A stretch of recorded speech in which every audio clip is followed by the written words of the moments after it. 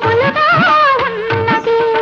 తొలి చూపున దాచింది మళ్ళీ చూపున తెలిసింది, తొలి చూపున దాచింది మళ్ళీ చూపున తెలిసింది.